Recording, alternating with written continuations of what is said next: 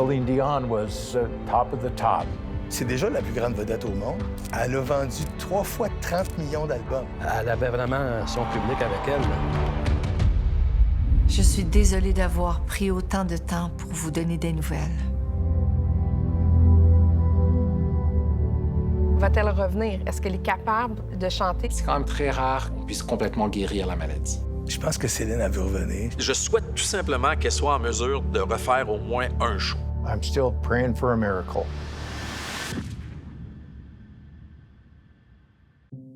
Pour comprendre le silence, le vide que laisse l'absence de Céline, il faut être en mesure de comprendre l'importance, l'ampleur de l'espace qu'elle a occupé sur la scène du show business durant plus de 40 ans.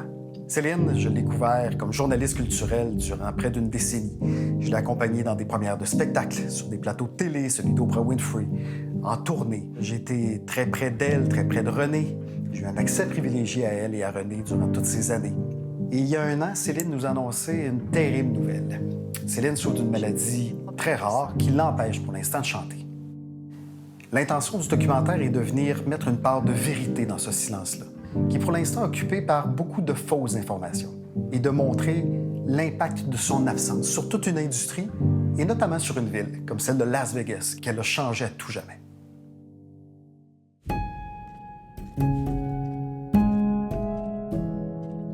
Il n'y a rien qui tombe du ciel. Il faut travailler fort, il faut y croire, puis il faut avoir les outils qu'il faut. Je pense que mes parents ont donné tout ce qu'ils avaient à donner à leur enfant chéri, leur petit bébé d'amour. Mais elle qui est allée faire cette explosion à travers le monde avec sa discipline, avec son grand talent, je ne peux pas trouver quelqu'un qui va l'égaler. Oubliez ça. Je l'entends tous les jours, d'ailleurs, de la part des gens. J'ai été chanceux dans ma vie. J'ai travaillé avec les plus grands artistes. Michael Jackson, Pink Floyd, les Rolling Stones. Céline, pour moi, évidemment, c'est quelque chose d'unique. C'est comme ma petite sœur. À ce moment-là, je suis directeur de la promotion et du marketing pour Sony. Je travaille beaucoup avec Vito Liprano, qui est le directeur artistique, et avec René. Alors, c'est un peu l'équipe, nous trois. Dès le départ, je réalise à quel point que cette fille-là, elle est consciencieuse, rigoureuse et travaillante. Alors, je vois qu'il n'y a pas de limite. Puis ça va être le début d'une très, très longue et très belle aventure.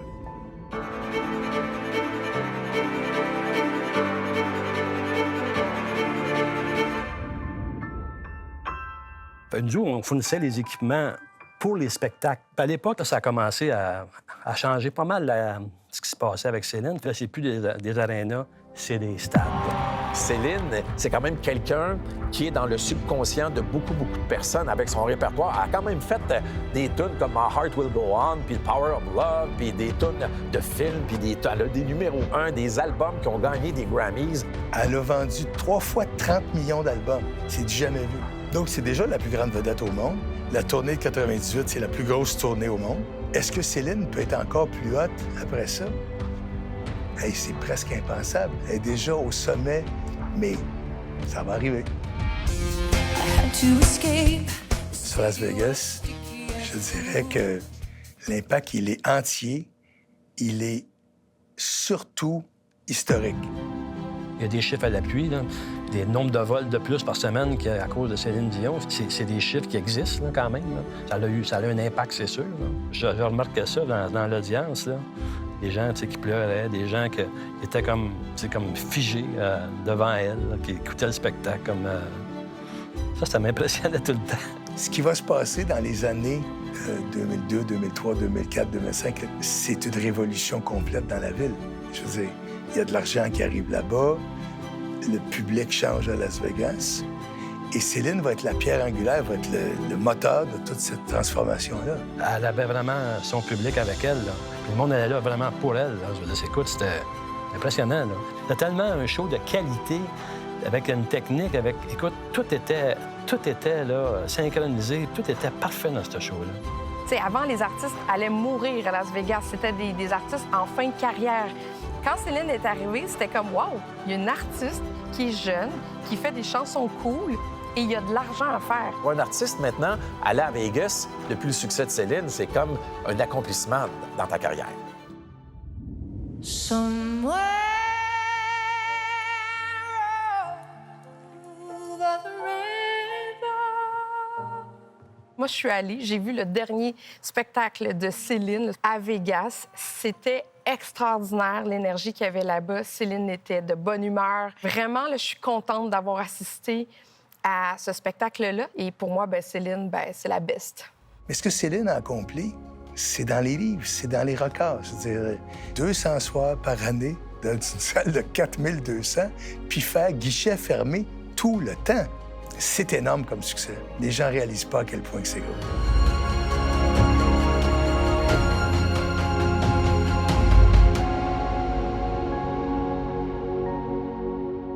Alexa, play Courage by Celine Dion. En 2019, quand elle est revenue avec l'album Courage, je pense que les colonnes du temple ont été ébranlées un peu parce que Courage, c'était vraiment le premier projet sans l'implication de René. La tournée a été annoncée au mois d'avril en 2019, puis l'album est arrivé au mois de septembre de la même année. Céline, quand elle annonce une tournée, il va toujours avoir du monde, elle va toujours attirer des foules. Et même en 2019, là, elle n'a pas donné beaucoup de concerts, puis en 2020 non plus. Puis elle s'est retrouvée avec la tournée la plus lucrative de l'année. C'était sold out, c'était à guichet fermé partout, puis il n'y avait pas personne qui avait entendu une note de l'album Courage. When I hear you breathe, I can wait.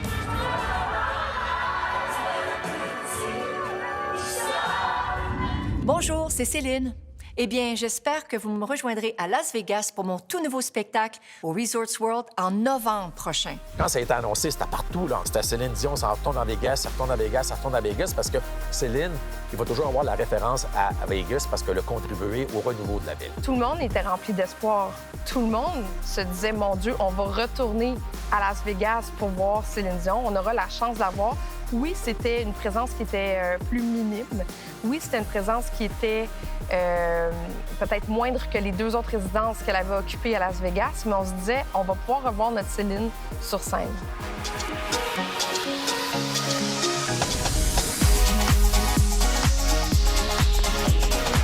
Quand je regarde la bande-annonce du World Resort, c'est comme la dernière fois où on l'a vu en forme.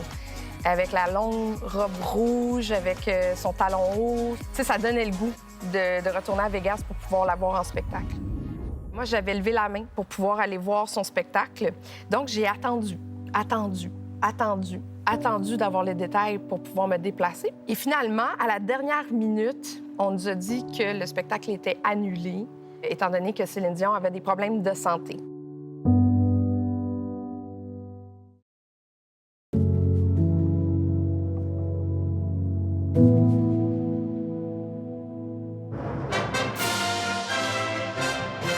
Good evening, everyone. A Canadian icon whose voice has entertained and enchanted millions around the world made an extraordinary revelation today. Parce qu'elle souffre d'un trouble neurologique très rare, une maladie handicapante et douloureuse en raison de spasmes musculaires qui l'empêchent, pour l'instant, de chanter. Stiff person syndrome. Syndrome de la personne raide. Nörolojik bir hastalığa. 1/100,000的 Stiff person syndrome. Récemment, j'ai été diagnostiquée avec un trouble neurologique très rare, appelé en anglais Stiff Person Syndrome. Le syndrome de l'homme raide, j'ai comme l'impression que ça a dû être un des mots les plus cherchés sur Google cette journée-là. Personne, mais personne ne connaissait le nom de cette maladie-là. Évidemment, tu sais, la première question qu'on se pose, c'est va-t-elle revenir? Est-ce qu'elle est capable de chanter? Est-ce qu'elle est capable de continuer sa carrière? On ne sait pas encore tout de cette maladie rare, mais on sait maintenant que c'est la cause des spasmes musculaires dont je souffre. Malheureusement, ces spasmes affectent ma vie de tous les jours, à plusieurs niveaux. Même si on peut contrôler beaucoup d'aspects de la maladie avec les médicaments, c'est quand même très rare qu'on puisse complètement guérir la maladie. Je me suis dit, elle est vraiment malchanceuse parce que, bon, c'est un peu de gagner à la loterie, dans le mauvais sens du terme. La fréquence de la maladie, elle est vraiment exceptionnelle. 1 à 2 cas sur 1 million. Plus volontiers des femmes, 2 femmes pour 1 homme en général. Ça veut dire que sur 1 million de personnes, à chaque année, il y a une nouvelle personne qui peut être diagnostiquée avec la maladie. J'ai parfois beaucoup de difficultés à marcher et je ne peux pas toujours utiliser mes cordes vocales pour chanter comme je le souhaiterais.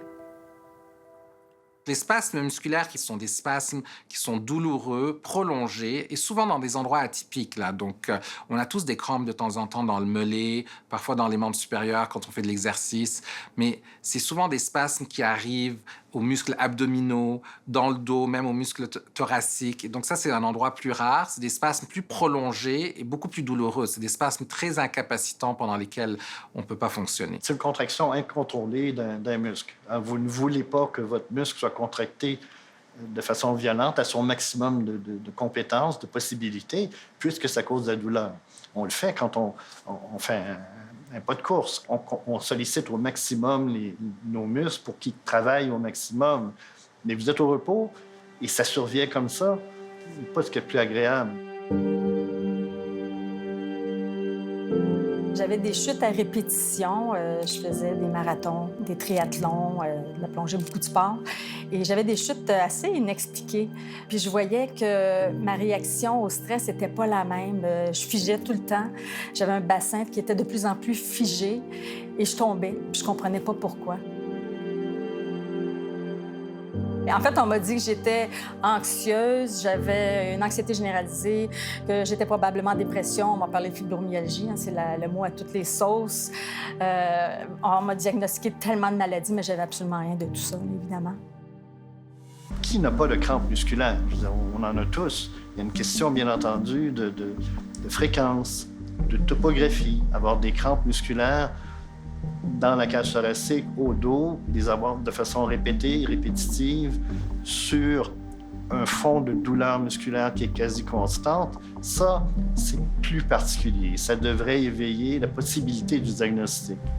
Ça peut prendre beaucoup de temps avant d'arriver à un diagnostic, là, même jusqu'à 6 ans, parce qu'on n'a pas de test parfait pour confirmer le diagnostic, parce que parfois, on pense que c'est autre chose qui cause les symptômes. Donc, les patients doivent parfois voir plusieurs médecins, des médecins de famille, plusieurs neurologues avant d'arriver au diagnostic final. Vous savez, on a tous des anticorps pour combattre des infections, les virus, les bactéries. Et parfois, dans les maladies auto-immunes, ce qui se passe, c'est qu'on développe des anticorps qui se dirigent vers notre propre corps. Et dans le cas du syndrome de la personne raide, ces anticorps attaquent une enzyme en particulier qui s'appelle la décarboxylase de l'acide glutamique. Ces anticorps vont attaquer cette enzyme-là, et ça mène à une diminution de GABA dans le système nerveux, et c'est ça qui mène aux symptômes du syndrome de la personne raide. Le système nerveux central, c'est-à-dire le cerveau et la moelle épinière, envoient constamment un signal aux nerfs et aux muscles pour les empêcher de trop fonctionner, de trop se contracter. Et ce signal va inhiber la suractivité musculaire, la contraction des muscles.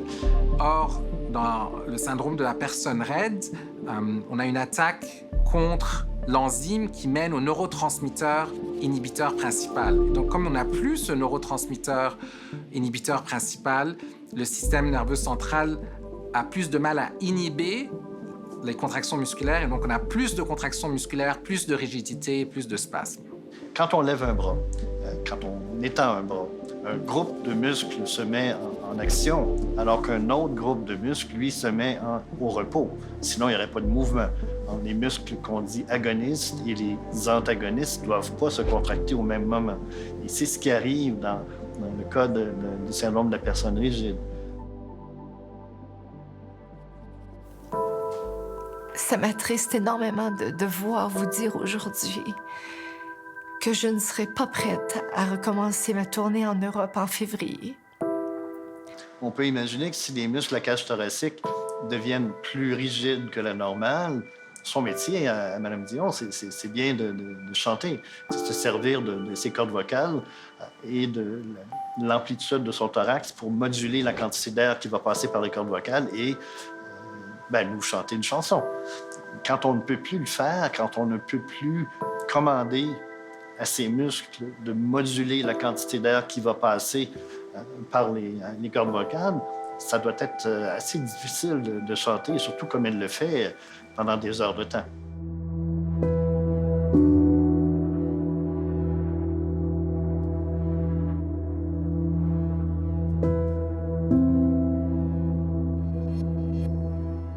c'est une maladie qui est quand même envahissante. Tout est une source de stress. Donc, au moment où je sors de ma maison, qu'il y ait des bruits, qu'un ami me dise bonjour et qu'il y ait une dose d'adrénaline, tout est source de stress et un risque de chute pour moi. Quand on paralyse, ça arrive mais vraiment très soudainement. C'est une fraction de seconde. Et ce qui est triste, c'est qu'on est tellement paralysé qu'on ne peut pas se retenir pour éviter la chute. Et donc, on tombe directement sur le dos. Et c'est assez traumatisant parce qu'on se sent tomber, on se voit tomber, puis on est incapable de s'agripper. Donc, c'est sûr qu'avec le temps, quand on a eu plusieurs chutes, comme dans mon cas, là, je pense que je suis rendue à 8 chutes importantes, dont une hospitalisée quand même, on devient anxieux. Et je ne suis pas de nature anxieuse, mais absolument pas. Mais c'est presque inévitable. Donc, on prend beaucoup de précautions aussitôt qu'on est dans la foule et on évite plusieurs situations pour ne pas se mettre en danger, tout simplement. La maladie peut également affecter le cerveau, puisque c'est une maladie qui affecte les muscles, mais via le système nerveux central. Donc, certains patients souffrent d'anxiété augmentée à cause de la maladie. Certains patients sont capables de retourner au travail, mais je vous dirais que la plupart des patients, même si on contrôle leurs symptômes, sont incapables de travailler, mais sont capables de fonctionner, de s'occuper d'eux-mêmes, certainement de façon indépendante. Aussi, je m'entraîne tous les jours avec mon thérapeute en médecine sportive, bravo, pour regagner de la force et de l'endurance, pour me permettre de performer à nouveau. Courageuse. Mais je dois admettre que c'est un combat continuel. Totalement. Ouf. J'ai l'impression de m'entendre parler. C'est tellement pareil. C'est partir d'une vie trépidante à être obligé de s'isoler. Tu sais, tout ce qu'elle dit, c'est exactement ça. C'est vraiment... Elle exprime très bien la maladie. C'est tout l'isolement qui va avec.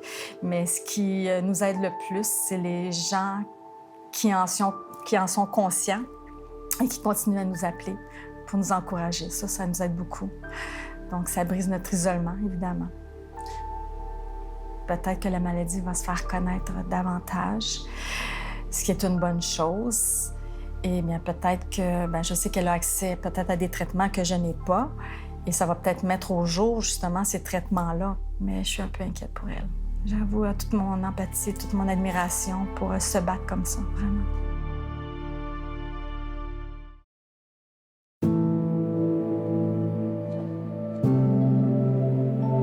When we heard the news that she had come down with the stiff person's condition, my wife and I were just devastated. She had gone through so much, it just didn't seem fair. I'm still praying for a miracle.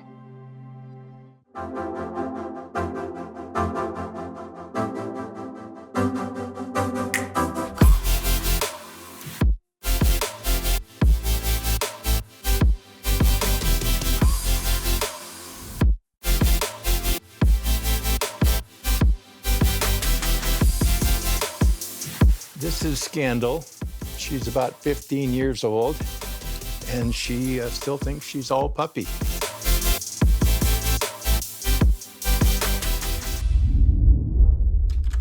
During the 80s, it became apparent that Las Vegas had become stale, that there hadn't been any big buildings, any big casinos built in some time. When I got here, the Mirage had just opened, Venetian had just opened, Mandalay Bay had just opened. It was a golden period. Las Vegas was back and really strong. Everything I dreamed that Las Vegas would be exceeded it. It was the most unbelievable time in Las Vegas history. It was multi-million-dollar nightclubs, a lot of new casinos were built. They were paying extravagant amounts of money to have celebrities come and host an evening at a nightclub. It was a happy hunting grounds for me. I got a lot of fun stories.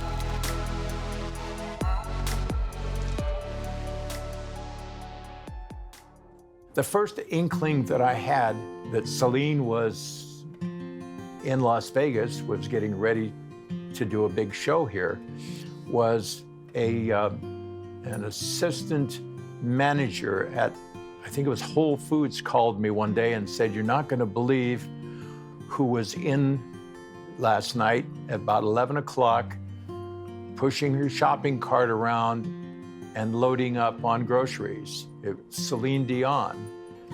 And I ran that story and it went viral. I think the average housewife really appreciated her.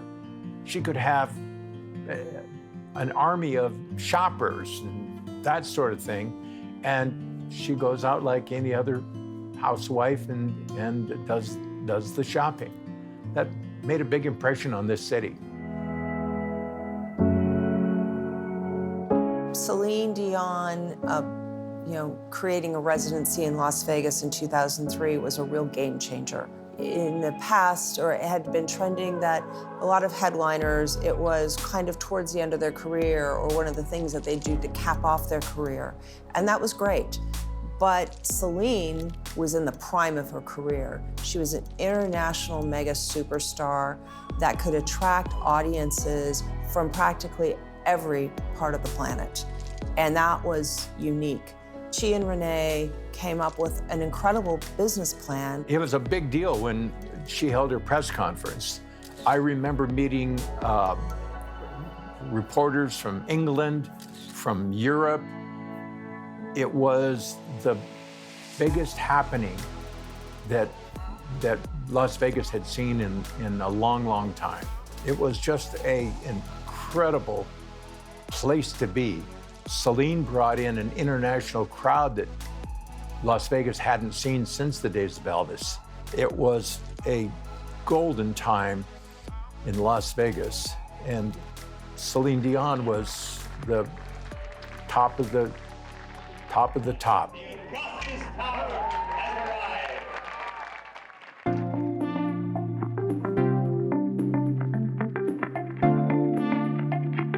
Since 2003, Las Vegas was really starting a new modern-day evolution. We went from gaming being the top revenue generator along the Strip to diversifying. In addition to Celine announcing her show, it was the construction of the Coliseum Theater that was huge in the community. I mean, it's a huge theater, it's state-of-the-art. Her show was quite athletic. The stage was ramped up. I was on that stage once. I could see how athletic she had to be able to sing and run and dance throughout that show. So I think that in addition to the asset of the theater, it also raised the bar on the expectation of what a headliner act could be. Well, when they started building the Coliseum, I can tell you that every stagehand in town, including myself, wanted to work over there because it was the biggest, newest thing. They had some amazing technology. That video wall they had was state-of-the-art. IATSE 720 represents all the backstage entertainment workers in the industry, be it film, theater, concerts. Every artist will travel with their key individuals, their head lighting guy, their head sound mixer, and then we supply all of the ancillary positions. I would say the amount of stagehands that are working on any given day, we can have 1,000 stagehands. Early 2000s, if you were to drive down the Strip, you would see names like Tom Jones, Frank Sinatra, Shecky Green, your old-time Vegas shows. And when Celine showed up, she's the first pop star, I remember, a pop star from my generation, doing a residency at Caesar's Palace. And it was a big deal because it was a younger crowd. It wasn't the same people that would come all the time to see the same shows. The direct economic impact of Celine, I mean, just on the shows, nearly $700 million in gross revenue. She brought in, I think it was 2.5 million ticket sales. over the course of 1,200 shows. That's direct. That doesn't calculate into the people that got on a plane, especially to come and have that special moment watching a Celine Dion show. It was the people who eat in restaurants, shopping, all the other ancillary things that they were doing, but what was driving them to Las Vegas was Celine Dion. She provided the rocket fuel for this city at a really important time when our economy had really crashed. And beyond her direct economic impact, a lot of female artists that have done residencies since then owe a huge debt of gratitude to Celine and Renee. Artists like Katy Perry, Britney Spears, Jennifer Lopez, Adele, all of them that you've seen come after Celine also have looked at Las Vegas residencies as a way for them to have work-life balance. I don't know if anyone is going to match her legacy for a long, long time. The 1,100 shows, she really left her imprint on the city. Used to be that I believed in love. It's been a long time since I've had that feeling. I could love someone. I could trust someone. I remember the day that I heard that she was sick, and I know that her life has changed completely, and I know that she's got the best care in the world, but there's not a day that goes by that I don't think about her. I've sent her many a message praying for her, and I hope that one day she can get back on stage where she belongs.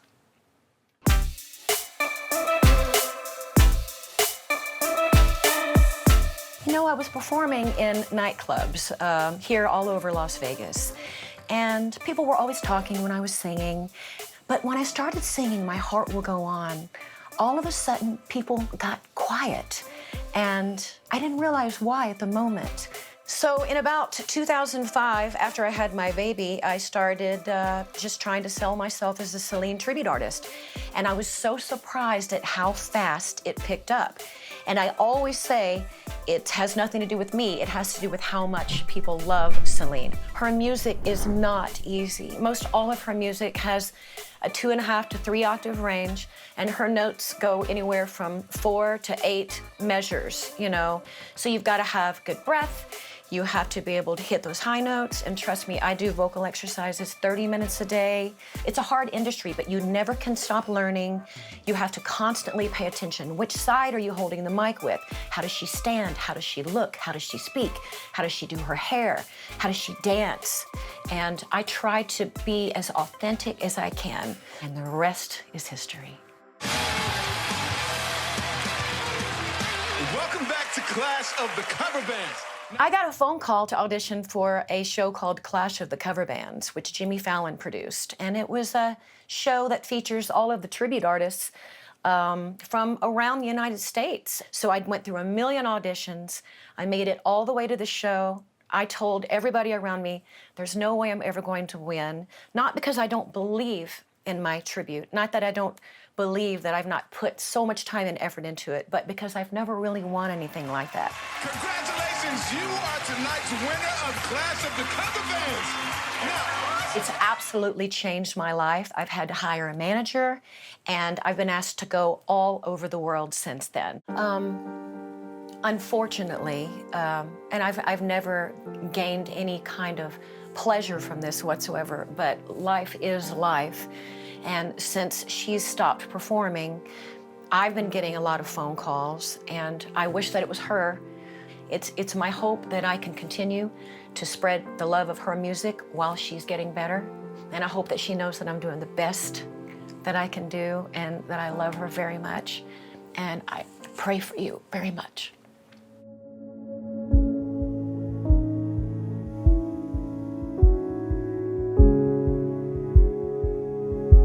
We have had Celine Dion often, and some signed items of hers, which I can't keep in stock. So that tells me that there's definitely a demand for Celine Dion, you know, especially her autograph. And the desirability of Celine Dion is still very high and great. you know, so that naturally, you know, the Celine Dion signatures kind of dry up, it's difficult to obtain, and then the prices go up. So maybe before you could pick up a signature for $100. Today you're, maybe you're $250, $500 on a, you know, maybe like a CD cover or a photo. People are gonna remember her show. Her show is just fabulous, right? It's just so fabulous. It's just, it's, you know, it elevates you. And so that's what people remember. And they're gonna want to continue to try to grab a little piece of that. And the signature, her signature, captures that, you know, and gives that fan that, I guess, that memory that they want to hold on to.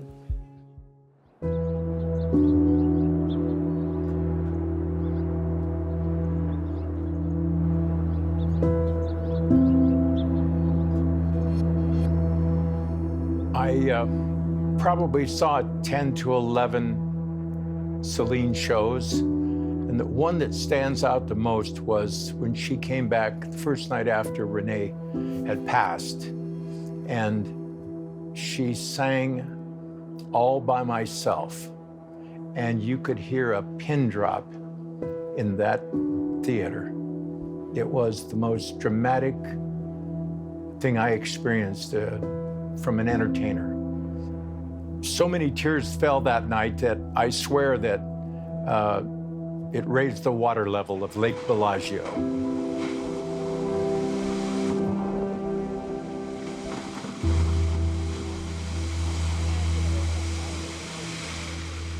I think there's no question that Celine made Las Vegas cool again. She had a tremendous impact.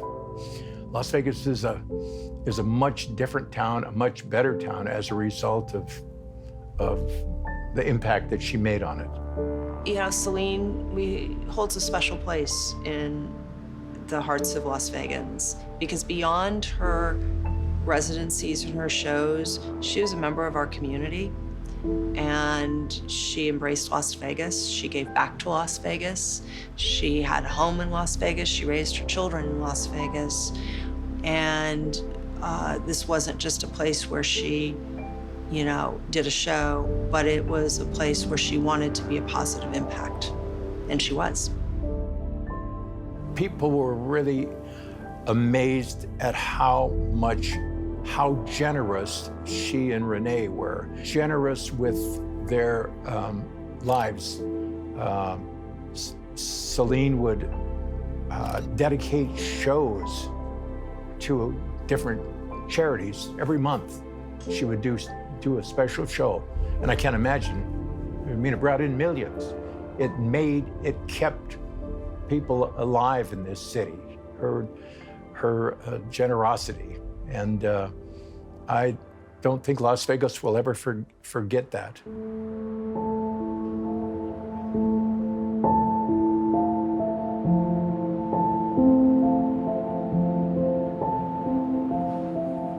For those of us in Las Vegas, we all wish Celine recovery and good health and hope that she's able to overcome this devastating illness. And I'm quite certain if she does and wants to come back with her career, Las Vegas will welcome her back with open arms. We love Celine here.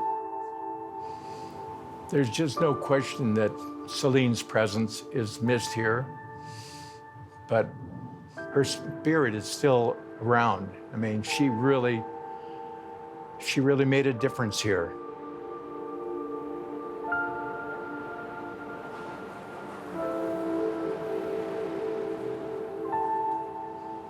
I hope that Celine can pull off one of the great miracles in overcoming this disease, because Las Vegas would really love to have her back.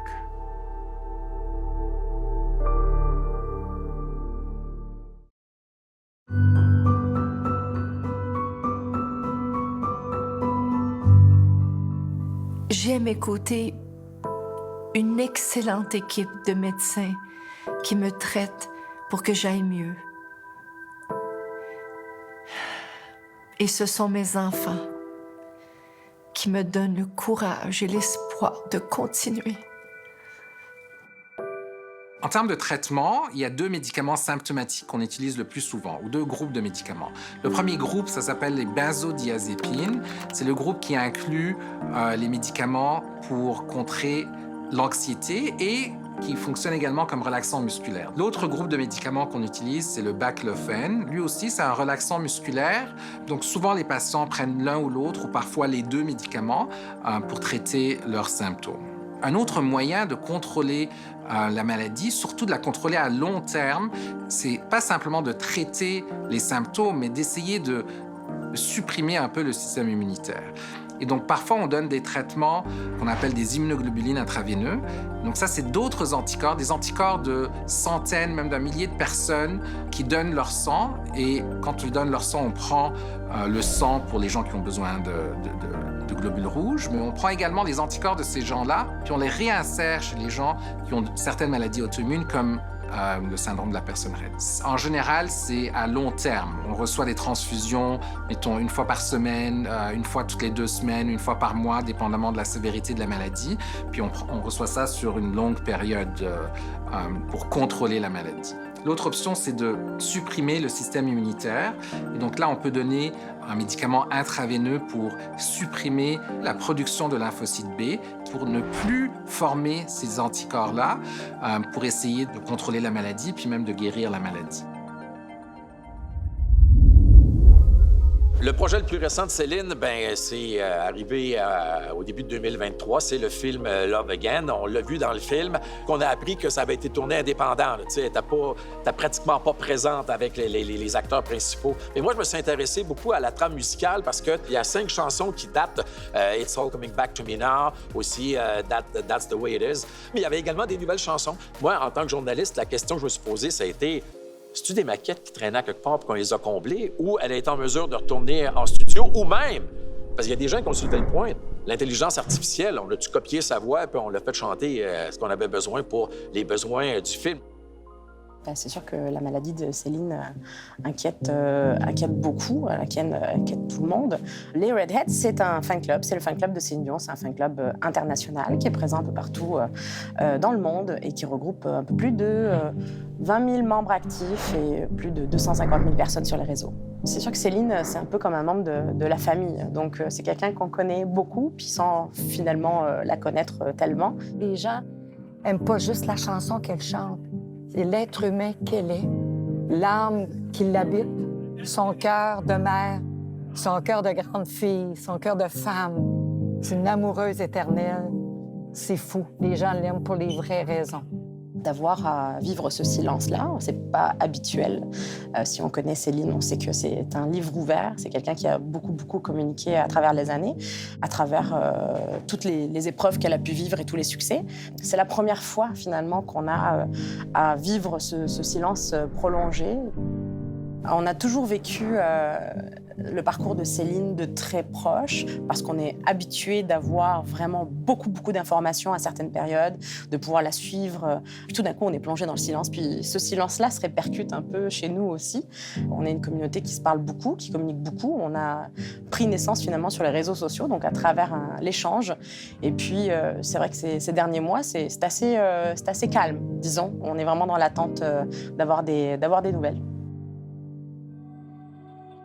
Ce vide-là va peut-être amener beaucoup de sites Internet à la recherche de clics à inventer des affaires. Ça, c'est sûr. Je vois passer ça sur les médias sociaux depuis un bout de temps. Céline Dion nous a confirmé la nouvelle qu'elle ne voulait pas livrer aux autres médias.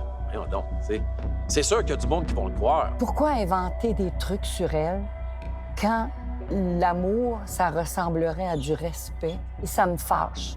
Je dirais même, ça m'enrage.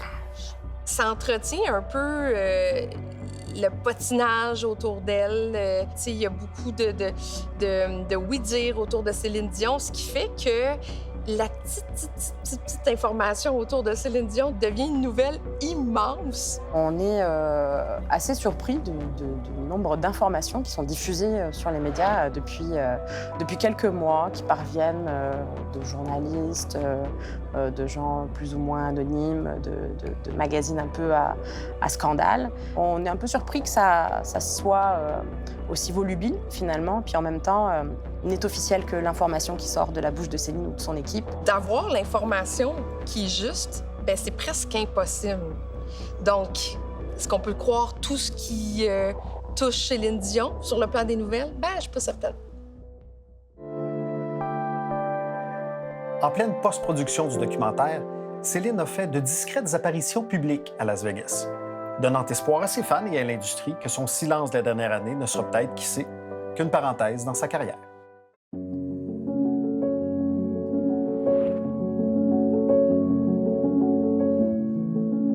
Je pense que Céline, elle veut revenir. Je pense que Céline, ça lui manque terriblement. C'est une amoureuse de ce qu'elle fait. Elle a passé sa vie à outrepasser les limites, à pousser.